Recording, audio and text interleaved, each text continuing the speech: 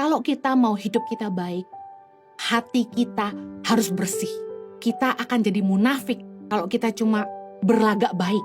Amsal 4 ayat 23 bilang gini, jagalah hatimu dengan segala kewaspadaan, karena dari situlah terpancar kehidupan. Kalau kita mau hidup kita baik, hati kita harus dijaga.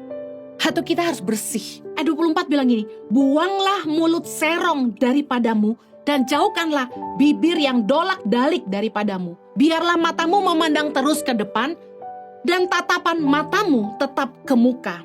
Ayat 26, tempuhlah jalan yang rata, hendaklah tetap segala jalanmu. Ayat 27, janganlah menyimpang ke kanan atau ke kiri, jauhkanlah kakimu dari kejahatan. Kalau kita mau hati kita bersih, jaga kaki kita jangan menyimpang ke jalan yang jahat. Jauhkan mulut kita dari bibir yang dolak-dalik. Kita harus mengerti bahwa hati kita menentukan hidup kita. Ingat, hidup orang itu ditentukan dari isi hatinya. Kalau kita mau hidup kita nggak munafik, kita harus jaga hati. Markus 7 ayat 20 berkata gini, katanya lagi, apa yang keluar dari seseorang, itulah yang menajiskannya.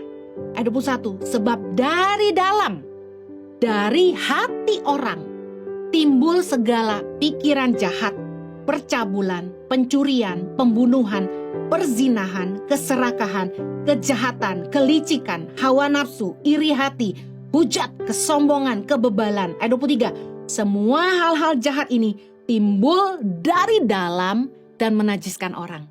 Ini Yesus ngajarin kita. Kalau kita nggak mau jadi orang munafik, kita jangan cuma fokus sama apa yang kelihatan di luar. Jangan cuma fokus sama penampilan. Jangan cuma fokus sama public consumption, konsumsi publik di sosial media. Tapi kita harus jaga apa yang di dalamnya, itu di hati kita. Karena apa yang dari dalam hati itu yang menajiskan hidup kita.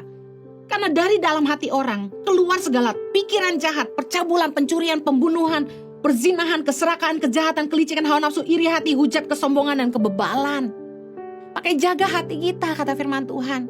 Karena dari situ terpancar kehidupan.